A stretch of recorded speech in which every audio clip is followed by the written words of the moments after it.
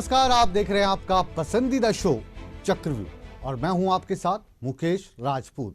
और चक्रव्यूह के सवालों के घेरे में हैं आज कांग्रेस के बेबाक और दबंग छवि के नेता करण दलाल साहब।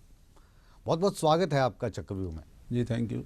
आपको जाना जाता है कि जब करण दलाल विधानसभा में होते हैं तो उन्हीं की आवाज़ गूंजती है और किसी के दबके में नहीं आते बल्कि दबका देते हैं। जी नहीं, ऐसा कुछ भी नहीं है राजपूत साहब।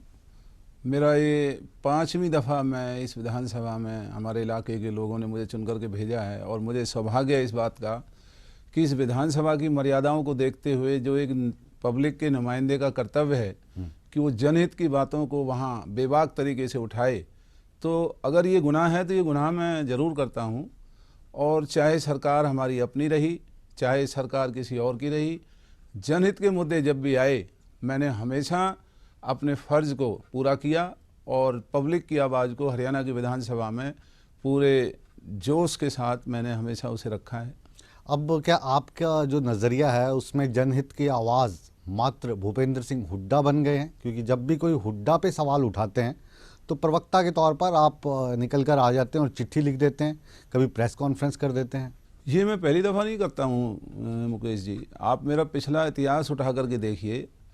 इस हरियाणा के अंदर चाहे विधानसभा के अंदर की बात रही या बाहर की बात रही, चाहे मैं बतौर मंत्री होते हुए भी मैंने अपने पद से इस्तीफ़ा दिया, और जब मैंने देखा कि किसी बात के लेकर के और गलत तरीके से सरकार उसका अपने ताकत का दुरुपयोग करने में लगी हुई है, जनहित को सही तरीके से नहीं वो अपने कर्तव्य को पूरा कर रहे हैं, तो मैं अक्सर प्रेस कॉन्फ्रेंस भी करता हूँ और चाहे कोई पब्लिक मीटिंग हो वहाँ भी मैं अपनी बात कहता हूँ।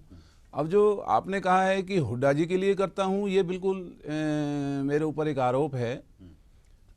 हुड्डा जी हमारी पार्टी के नेता हैं और मेरे रिश्तेदार भी हैं, लेकिन मेरी सबसे बड़ी रिश्तेदारी और मेरा दायित्व मेरा हरियाणा प्रदेश है और मेरे इलाके के लोग। बिल्कुल, अंदर की बात जो थी वो आपने खुद कह दी कि अंदर की बात यह है कि हुड्डा जी आपके रिश्तेदार हैं और रिश्तेदारी आप ज़्यादा निभा रहे हैं। कांग्रेस के प्रति जो ईमानदारी है अगर उसकी तुलना की जाए तो आज की डेट में आपका झुकाव हुड्डा साहब की तरफ ज़्यादा है। और जो अंदर की खबर दूसरी है कि हुड्डा साहब को इतनी सपोर्ट नहीं मिल रही जो बाकी लीडर्स हैं हरियाणा में। आला कमान का रुख भी ऐसा ही लगता है, हाशिए पर से चले गए हैं। देखिए ऐसी बात नहीं है। हरियाणा की राजनीति इस मुल्क के अंदर अपने आप में एक अलग ही तरह की राजनीति है जी। और जो कद आज हुड्डा साहब का हरियाणा की राजनीति के अंदर है उसे नज़रअंदाज नहीं किया जा सकता। बहरहाल मेरा मुद्दा ये नहीं है, मेरा मुद्दा है हरियाणा के विधानसभा में हरियाणा की सरकार अगर कोई गलत काम करती है तो मैं प्रेस कॉन्फ्रेंस भी करता हूँ। अब उसको हुड्डा साहब के साथ अगर जोड़ने का सरकार मेरे ऊपर आरोप लगाती है तो मैं सरकार के इस आरोप को ठीक नहीं मानता हूँ। ये आप अभी हमें पहले नेता मिले हैं जो सरकार बदलने के बाद हुड्डा साहब को लेकर, कांग्रेस के नेताओं की बात कर रहा हूँ, जो कह रहे हैं कि हुड्डा साहब बड़े नेता हैं। हम मानते हैं बड़े नेता हैं, हम अपनी बात नहीं कह रहे, लेकिन जो कांग्रेस के नेता हैं, जो कांग्रेस पार्टी के अध्यक्ष हैं, जो पहले मंत्री रह चुके हैं, आप अशोक तंवर की बात कर लीजिए। अशोक तंवर इसी कुर्सी पर बैठ के कह के गए कि हुड्डा साहब मात्र एक विधायक हैं। कैप्टन अजय यादव का कोई भी बयान सुन लीजिए, मेरी नेता सोनिया गांधी, पार्टी अध्यक्ष अशोक तंवर और मैडम किरण चौधरी, हुड्डा साहब उनकी नज़रों में कुछ नहीं। जो ये एक आप कहें कि डिफरेंसेस आता जा रहा है कांग्रेस में, तो उसमें सिर्फ आप उनके साथ खड़े दिखाई दे रहे हैं, तीसरा कोई नहीं। नहीं, ऐसी बात नहीं है। आज तंवर साहब कुछ भी कहें, ठीक है, वो पार्टी के अध्यक्ष हैं और उन्होंने अगर ये कहा है कि हुड्डा साहब केवल एक विधायक हैं, तो इसमें उनका कहना और हमारा कहना दोनों में इतना ही अंतर है कि वो विधायक भी हैं और पूरी पार्टी के अंदर और हरियाणा के अंदर सबसे बड़े कदावर नेता हैं। और कांग्रेस पार्टी के हमारे वरिष्ठ नेताओं ने भी इस बात को स्वीकारा है। लेकिन जहाँ तक मैडम किरण चौधरी या हम और सभी विधायक हैं, सोनिया जी, राहुल जी, हम सब के नेता हैं और कांग्रेस पार्टी एक परिवार है और उसमें आपस में मतभेद भी हो सकते हैं और हमारे यहाँ मतभेद हैं भी, मैं मना नहीं करता। लेकिन जब कभी भी कोई संगठन या चुनाव या कोई बड़ी लड़ाई की तैयारी आएगी तो ये सभी के सभी नेता आपको एक साथ नजर आएंगे। जी, हम तो ये कह रहे हैं कि अब जो जब मुख्यमंत्री जी थे भूपेंद्र सिंह हुड्डा साहब, उस वक्त तो उनके साथ आने वाले बहुत सारे नेता थे, लेकिन अब जो किचन कैबिनेट का काम संभाल रखा वो आप ही ने संभाल रखा है। जी नहीं, ऐसी बात नहीं। मैं तो मैंने आपको बताया जो हुड्डा जी से मेरा नाता है, लेकिन मैं उससे बड़ा दायित्व अपना विधायक होने का मानता हूँ और इस विधानसभा का सीनियर मोस्ट विधायक हूँ। मैं हरियाणा में मंत्री भी रहा हूँ, हरियाणा में सरकारें गिराने का भी काम किया है, बनाने का भी काम किया है। जितने भी हरियाणा में तकमे हैं उन सब तकमों को मैंने बहुत नज़दीक से देखा है। हरियाणा के मुख्यमंत्रियों से, सरकारों से टक्कर ली है।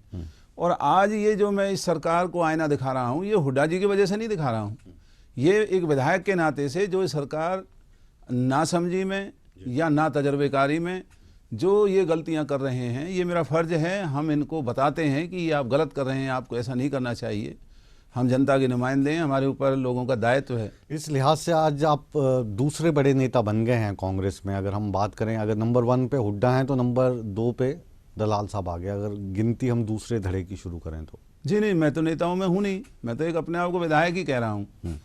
जो नेता हैं पार्टी के, उन्हें पार्टी हाईकमान बनाती है। वजह है उसकी, क्योंकि चक्रव्यूह में जो भी सवाल होता है एक लॉजिक रहता है। अब हुड्डा साहब की अगर हम बात करें तो वो अभय चौटाला के निशाने पर नंबर 1 पे हैं। भूपेंद्र सिंह हुड्डा की बात करें तो वो नंबर 1 निशाने पर हैं, किसके? भाजपा सरकार के, कि अंदर सलाखों की आहट हो रही है। मुख्यमंत्री जी ने बयान दिया था, तो इसलिए हुड्डा साहब घबरा रहे हैं। तो उनके और जो दूसरा जो नेता अब कंट्रोवर्शियल तौर पर उभर कर सामने आ रहा, कोई और नहीं है, सिर्फ करण दलाल हैं, कि करण दलाल को भी अब घपलों के आरोप के जवाब देने पड़ रहे हैं। आपको भी कह रहे हैं कि जेल भिजवाया जाएगा। देखिए, जेल इंसानों के लिए ही बनती है।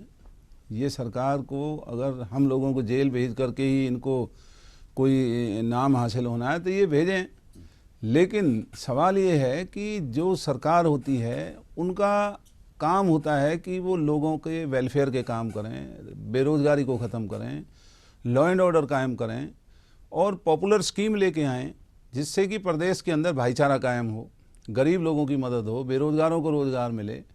और वो ये ना करके विपक्ष के लोगों को जेल भेजने का डर दिखा करके अगर ये समझते हैं कि ये हमारी आवाज़ बंद कर देंगे तो इनको बहुत बड़ी गलतफहमी है। मेरी आवाज़ तो स्वयं श्री ओम प्रकाश चौटाला जी जब मुख्यमंत्री हुआ करते थे और श्रीमान अभय सिंह चौटाला जी खुद विधानसभा के साथ मेरे साथ विधायक हुआ करते थे, मेरी आवाज़ को तो ये उस वक्त भी बंद नहीं कर पाए थे। आज इस तरह की धमकियां दे करके अगर ये समझ रहे हैं कि हम लोगों की आवाज़ नहीं उठाएंगे तो इनको गलतफहमी। पहले आप कहते थे कि आइए जी जांच करवाइए, जांच करवाइए, जांच करवाइए, और जब जांच हो रही है तो आप लोग भाग रहे हैं। जांच जो पूर्व मुख्यमंत्री साहब हैं वो जाते नहीं, वहाँ पे पेश नहीं होते हैं, क्यों? ये आप हमारी हिम्मत देखिए। हिम्मत थोड़ी ना है, ये तो डर ये हमारी हिम्मत है राजपूत साहब। मतलब जांच भी करवाइए और जब जांच के लिए जब बुलाया जाए तब जाना नहीं है, ये कैसी हिम्मत हुई? जब कमीशन खुद ये कह रहा है, हमने वहाँ लिख करके भेजा कि हमें वो दस्तावेज दिए जाएं कि आप हमें किस गुनाह के एवज में हमें बुलाया जा रहा है, और वो खुद जवाब ये देते हैं कि आपके खिलाफ हमारे पास कोई शिकायत ही नहीं। अच्छा, तो हुड्डा साहब वकील हैं, एडवोकेट हैं खुद। ये जो प्लॉट का मामला आ रहा है, ये इसमें क्या कोई गड़बड़ी नहीं हुई?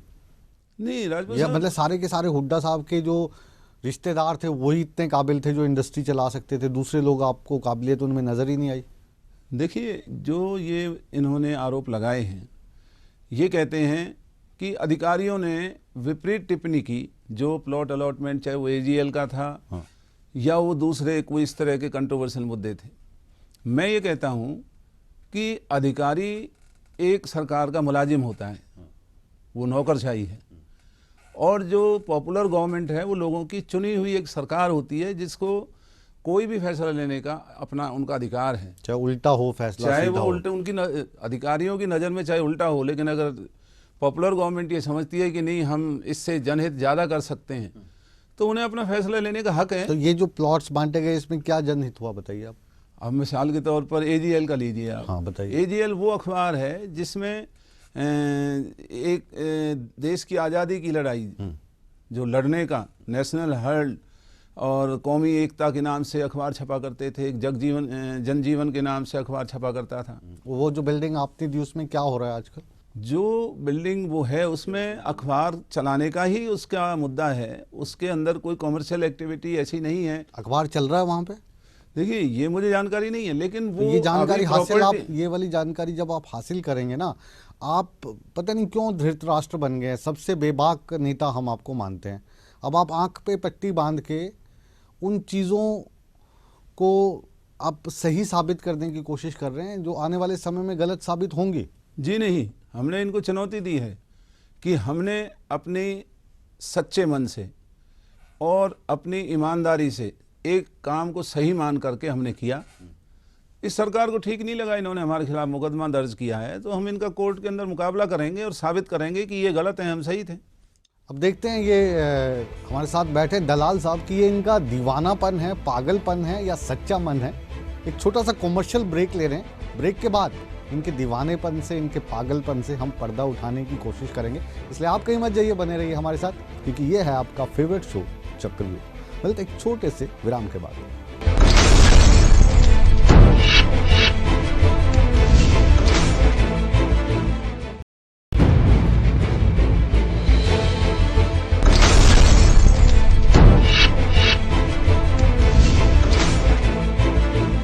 ब्रेक के बाद चक्रव्यूह में आप सभी दर्शकों का एक बार फिर स्वागत है। आज चक्रव्यूह में है करण दलाल साहब।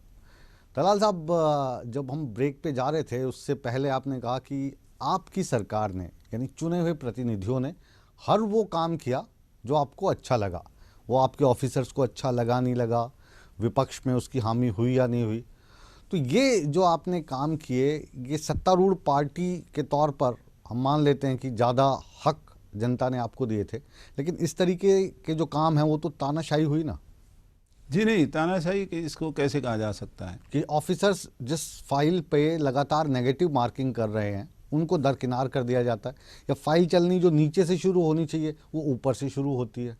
देखिए, उनका अधिकार है, उनकी अपनी विजडम है, एक नौकरशाही की अपनी सोच है। उन्होंने जो ठीक लगा उन्होंने किया। जो चुने हुए नुमाइंदे के तौर पर, एक मंत्री के तौर पर, जो उस अथॉरिटी के चेयरपर्सन हमारे पूर्व मुख्यमंत्री थे, उनको जो ठीक लगा उन्होंने किया। वो भी लॉ ग्रेजुएट हैं, कोई अनपढ़ तो नहीं है। तो इसमें जो आज मुकदमा दर्ज किया है सरकार ने, इसमें दूध का दूध और पानी का पानी हो जाएगा। हमारी इसमें कोई बदनीयती नहीं थी। आज तक सरकार ने एजीएल आवंटन मामले में हमारे ऊपर कोई AGL के अलावा भ्रष्टाचार का आरोप नहीं और लगाया। 2-3 नाम है मेरे पास, जैसे सोनीपत की सिद्धार्थ सोसाइटी है, गुड़गांव का कालड़ा ग्रुप प्लॉट आवंटन है, ये भी नेक नीति थी। हाँ, यकीनन। कैसे? ये तो देखिए डिपार्टमेंट का काम है। मैं तो एक बात कह सकता हूँ कि अनजाने में किसी से भूल हो सकती है, लेकिन सरकारी पद पर बैठ करके, चाहे वो अनजाने में हो या जानबूझ करके हो, करने वाले का अपना अधिकार है।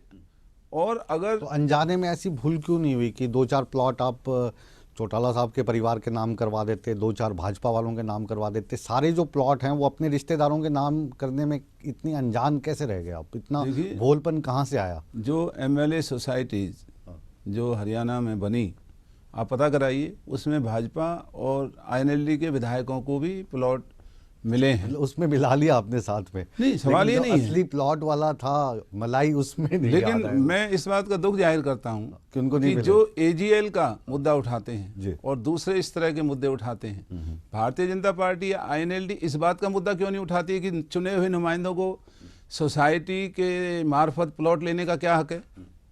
अगर विधायक प्लॉट लेते हैं और प्लॉट विधायकों को सस्ती जमीन दी जाती है जी, कायदे कानूनों को ताक पे रख के, खुद कानून बना के, तब तो उसके खिलाफ कोई पार्टी या सरकार नहीं बोलती। वो वाला तो हम मानते हैं ना, वो तो जनता की तरफ से गरीब पत्रकार के तौर पर, उसमें तो मैं आपसे सवाल पूछ ही नहीं रहा, क्योंकि उसमें तो आप सब एक हैं, चाहे वो भाजपा हो, कांग्रेस हो, इनेलो हो। जब आपके विधायकों के वेतन बढ़ने हो, प्लॉट लेने हो, तब तो कोई आप प्रेस कॉन्फ्रेंस नहीं करते? नहीं, वेतन तो दूसरी बात है। लेकिन ये सोसाइटीज के द्वारा प्लॉट अलॉट करना या उनको फ्लैट अलॉट करना, ये भी तो गैर कानूनी है। इन जितने नौकरशाह हैं, इन्होंने वहाँ क्यों नहीं टिप्पणी की कि विधायकों को इस तरह से फ्लैट नहीं मिल सकता? वहाँ क्यों नहीं की, बताइए, आप बताइए हमें। क्योंकि नौकरशाही अपने जो इनको सूट करता है वहाँ उस तरीके से ही अपना काम करते हैं, लेकिन दायित्व चुनी हुई सरकार का होता है।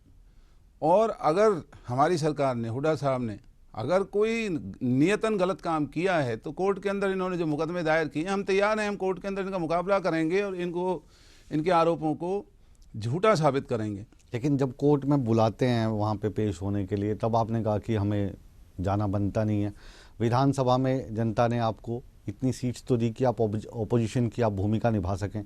विधानसभा के अंदर आप जाते नहीं हैं, पूरा का पूरा सेशन निकल जाता है, कभी आपको बुलाते हैं स्पीकर साहब, कभी कोई कि आ जाइए बैठ जाइए। नहीं, उसमें मुकेश जी हमने उन दौरान भी आपके सामने ये बात रखी थी कि हमें लोगों ने चुन करके भेजा है। इस विधानसभा के अपने नियम हैं, जिन नियमों के तहत ये विधानसभा चलती है, और ये भारतीय जनता पार्टी की सरकार ना तजर्बेकारी से जो ग्रस्त है, बिना किसी कारण विधायकों को एक जुर्म की 2-2 दफ़ा सजा दे करके हमारे 3 विधायकों को जो बाहर किया जी, हमने उसका विरोध किया कि भाई हम अपने 3 विधायकों के बिना इस विधानसभा में दाखिल नहीं होंगे। और फिर हमारे 3 विधायकों को 6 महीने के लिए निलंबित कर देना, फिर 1 साल के लिए कमेटियों की सेवाओं से उनको मुक्त कर देना, ये किसी कानून में नहीं लिखा। लेकिन बुला रहे थे ना, आपको बुलाया था कि आप साइन करके आ जाइए, आप साइन करने को तैयार नहीं थे। नहीं, ये भी एक प्रजातंत्र का माहौल है। अमिताभ वाले स्टाइल में आ गए, पहले जाके उसके साइन करवाइए। नहीं मुकेश लेकिन हम साइन नहीं करवाएंगे। ये मुकेश जी, ये भी एक बहुत बड़ी तौहीन थी। हाँ। कि एक हम विधानसभा के अंदर, विधानसभा का रूल है ना, जो अंदर जाएंगे कोई रूल ऐसा नहीं साइन करेंगे। फिर मंत्री क्यों नहीं साइन करता? नहीं तो वो आप मंत्री तो नहीं थे ना उस वक्त। नहीं, हाँ। लेकिन हम विधायक हैं। हाँ। ये कौन से कानून में लिखा है कि हम पहले साइन करेंगे तो अंदर जाएंगे? किसी में नहीं लिखा है। तो कह रहे हैं ना, फिर तो आप वो दीवार वाले अमिताभ बन गए थे, जाके पहले उसका साइन लेके आइए, है ना। जी नहीं, फिर आपने साइन नहीं किया, पूरा का पूरा सेशन निकल गया। जाट आरक्षण को लेकर आप लोगों की राय सामने आती, आप चाहते थे आरक्षण, नहीं चाहते थे, क्या हुआ क्या नहीं हुआ, क्योंकि आप के जो नेता हैं वो उसमें एक तरीके से आरोपी बना दिए सरकार ने, और आपने उसको विधानसभा पटल पे आपने जवाब देना उचित नहीं समझा। जी नहीं, हमने सबसे ज़्यादा जो सवाल थे वो हमारे कांग्रेस के लोगों के थे, कॉलिंग अटेंशन मोशन सबसे ज़्यादा थे वो कांग्रेस के लोगों के थे, और विधानसभा के अंदर जितना कांग्रेस के विधायक तैयार होके जाते हैं और जो विपक्ष का विधायक जितना विधानसभा के अंदर सरकार से बहस करेगा, उसमें सरकार का फायदा है। वो तैयारी क्या काम आई? वो तो आप तो बाहर बैठे रहे। लेकिन ये तो भारतीय जनता पार्टी की सरकार की साजिश थी कि इनके 3 आदमियों को गैर कानूनी तरीके से बाहर कर दो, तो इसलिए ये भी नहीं आएंगे, और वही हुआ। हम मतलब अपने 3 विधायकों को छोड़ करके। कांग्रेस इतने भोले कब से हो गए कि जो वो साजिशें कर रहे हैं उसको कामयाब होने दे रहे हैं? नहीं, इसमें तो एक ना हमारा कोई मुद्दा था ना भारतीय जनता, इसमें ज्यादा फायदा भारतीय जनता। कितने विधायक हैं अभी? देखिए, मैं आपको एक बात, आपके कितने विधायक हैं अभी? अब हम 15 और जमा 2 17 हैं। हाँ, जमा 2 तो अभी है जी विष्णु जी, पहले 15 थे। पहले 15 में से 3 निकाल दिए जी, बाकी कितने बचे थे? 12। तो 12 अगर चाहते और जनता की बात रखते तो सरकार के 12 बजा सकते थे आप, लेकिन आपने वो रास्ता चुना ही नहीं। आपने तो उनकी साजिशें कामयाब होने दी। नहीं, लेकिन हम अपने दल के अंदर फूट पैदा करें अपने आप कि हमारे 3 भाई बिना कसूर बाहर हैं और हम अंदर जाकर क्या बात, अंदर उठाते ना आप? हाँ, तो वो उठाते। हम बार वहाँ उन्होंने, हम खुद भी गए, उन्होंने भी बुलाया, लेकिन इस सरकार में पहली दफ़ा हमने देखा है कि इनकी कोई साख नहीं है। खुद स्पीकर साहब ने हमें बुलाया, और बुलाने के बाद मंत्री वहाँ उल्टा बोलते हैं, सीएम साहब कुछ कहते हैं, मंत्री जी कुछ कहते हैं। फिर वही बात दीवार फिल्म वाली याद आ रही है। बहुत फिल्में देखते हैं आप, अमिताभ से प्रभावित लगते हैं कि साइन नहीं करेंगे हम पहले। नहीं, वो ईगो के कारण था। हाँ। एक विधायक को एक जैसे कि चपरासी की तरह ही कह देना कि पहले जाओ साइन करके आओ, तो ये तो एक तौहीन है प्रजातंत्र की। मतलब विधायक की तौहीन जो है वो तौहीन है, और जो सदन है उसकी गरिमा का ख्याल आपने भी कहाँ रखा? नहीं, सदन की गरिमा का ख्याल, आप साइन करके जा सकते थे। नहीं, लेकिन वो एक गलत प्रथा इस प्रदेश के अंदर, इस विधानसभा के अंदर लागू होती। और अगर सपोज मान लीजिए सवेरे घंटी बजती है 9:30 बजे और प्रश्नकाल होता है, मैं 25 साल से इस हरियाणा की विधानसभा में हूँ, सबने सबसे पहले अंदर जाना होता है कि मेरा सवाल लगा हुआ है या किसी ने सप्लीमेंट्री पूछना है, और वो अपना काम करने के बाद कभी भी आकर के साइन कर लेते हैं। ये तो अक्सर होता रहता है इस विधानसभा में। ये मसला तो साइन पे ही अटका है। खैर, इसको हम आगे नहीं बढ़ाते हैं। अभय चौटाला साहब से आपका 36 का आंकड़ा है, अभी से नहीं, शुरू से ही है। अभी उन्होंने कहा कि ज़मीन घोटाले में करण दलाल शामिल है। करण दलाल कह रहा है जैसे हम लौटेंगे हम अभय चौटाला को जेल में करवाएंगे।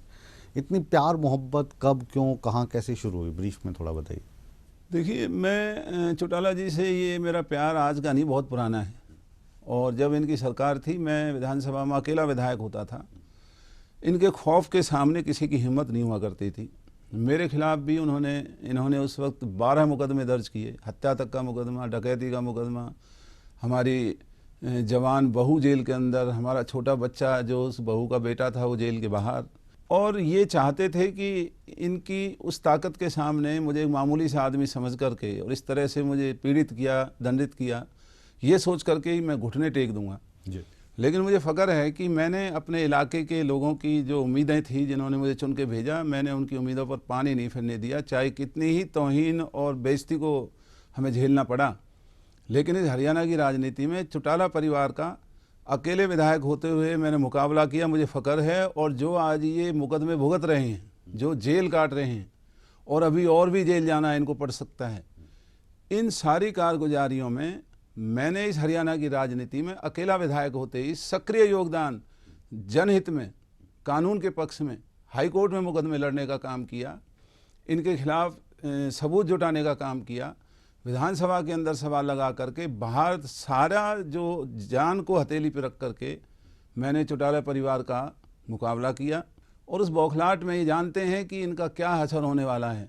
और आज भारतीय जनता पार्टी की गोदी में बैठ करके विपक्ष के नेता होते हुए, हम भी विपक्ष के विधायक हैं, इन्हें तो हमारा बचाव करना चाहिए, ये विपक्ष के नेता हैं। मतलब पहले आप उल्टा में जेल भेजने की बात कर रहे हैं। पहले आप इनके लोगों को जेल भिजवाएं, उसके बाद ही आपका बचाव करें। नहीं, ये गलत कैसे कामों के लिए एक्सपेक्टेशंस हुई? हमारी इनसे कोई दुश्मनी नहीं है। अब हम बात करते हैं गुलाबी पगड़ी की। जब हजका बनी थी तब पीली पगड़ियां नजर आ रही थी, तो जो ये गुलाबी पगड़ी पहन के हुड्डा साहब की सभा में जो लोग पहुंच रहे हैं, क्या हुड्डा साहब भी हजका वाले रास्ते पे जाने को? और सवाल जो है उसको और सरल कर देता हूँ, जिस तरीके से हुड्डा साहब को इग्नोर किया जा रहा है हाईकमान में और जो प्रदेश के नेता हैं, क्या आने वाले समय में हुड्डा साहब कोई नई राजनीतिक पार्टी बना सकते हैं? मुकेश जी, हरियाणा एक इस मुल्क के अंदर अपने आप में एक अजीब प्रदेश है। और मैं तो इसे कहता हूँ कि प्रदेश नहीं, एक जुगाड़ है। हर ज़िले में एक नया प्रदेश नज़र आता है, अलग भाषा नज़र आती है। और पगड़ियों की राजनीति या इस तरह का जो बर्ताव है, ये आज से नहीं, पहले से ही हरियाणा में हर पार्टी करती हुई आई। अपना दबदबा दिखाने का हर राजनीतिक दल एक विशेष अभियान चलाता है जी।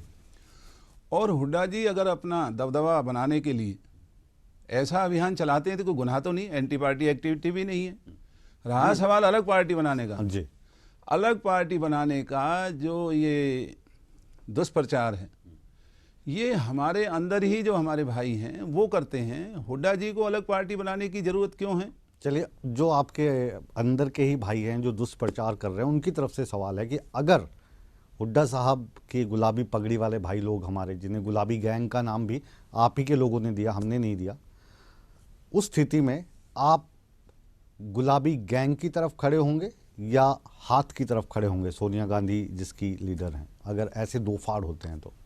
नहीं, हम सब हाथ में हैं। और गैंग अगर जो गुलाबी पगड़ी है, हाथ के साए में गुलाबी पगड़ी में है, साया हाथ का है, नहीं, कोई सवाल अलग से तो कुछ भी नहीं। और सीधा करता हूं कि अगर इसमें दो फाड़ होते हैं कि एक तरफ हाथ हो, दूसरी तरफ गुलाबी पगड़ी। नहीं, वो तो आज भी आप देखते हैं कि जो हमारे जो हुड्डा जी से जो संबंध रखते हैं उनकी बैठकें अलग होती हैं, और जो हमारे कांग्रेस में ही दूसरे जो हमारे घटक दल हैं वो अलग बैठक करते हैं। हालांकि ये दुर्भाग्यपूर्ण है पार्टी के लिए। इतनी सरलता से जवाब नहीं देंगे, लेकिन मैं ये मानूं कि मतलब गुलाबी गैंग जिसको नाम दिया है कांग्रेस वालों ने, आप उस तरफ होंगे फिर?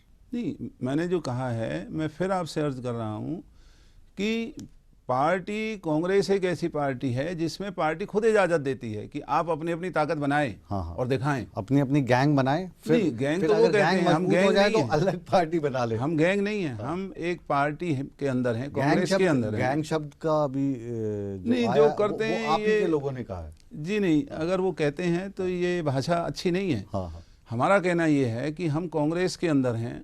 हमारा जो अलग से जो एक समय हो छवि, रहा, आखिरी प्रयास मेरा, मुझे पता है आप जवाब नहीं देते, बहुत ही सधे हुए पॉलिटिशियन हैं। अगर भविष्य में हुड्डा साहब कांग्रेस पार्टी से अलग होते हैं, उस स्थिति में आप कांग्रेस आई के साथ में रहेंगे या भूपेंद्र सिंह हुड्डा अगर दूसरी पार्टी बनाते हैं उसके साथ होंगे? ये जो बात चलाई जा रही है ये बिल्कुल निराधार है, इसका कोई बात की सच्चाई नहीं है। हाँ, हुड्डा जी कांग्रेस के अंदर हैं, कांग्रेस के अंदर ही रहेंगे, और हम सब, ये ठीक है कि धरेबाजी में हुड्डा साहब के साथ है, लेकिन हैं कांग्रेस के अंदर ही। कांग्रेस के एंग्री यंग मैन से अभी आप मिले करण दलाल साहब से, और उम्मीद है कि चक्रव्यूह में जिन सवालात को हमने उठाया वो आप ही के सवालात थे, और हमने हर सवाल को अपने अंदाज में इनसे पूछने की कोशिश की। अब हमारे सवालों के कितने इन्होंने ईमानदारी से जवाब दिए और कितने जवाबों को घुमा फिरा कर आपको और मुझको पटरी से उतारने की कोशिश की, इसका फैसला हमेशा की तरह हम नहीं, आप ही करेंगे। करण दलाल साहब, आपने कीमती समय में से समय निकाला, आप चक्रव्यूह में आए, आपका बहुत बहुत शुक्रिया। हमारी शुभकामनाएं आपके साथ हैं। Thank you. तो चक्रव्यूह को अभी हम यहीं पर विराम देते हैं, लेकिन आप कहीं मत जाइए, बने रहिए ईटीवी हरियाणा हिमाचल प्रदेश के साथ, क्योंकि खबरों का सिलसिला हमेशा की तरह बदस्तूर जारी है।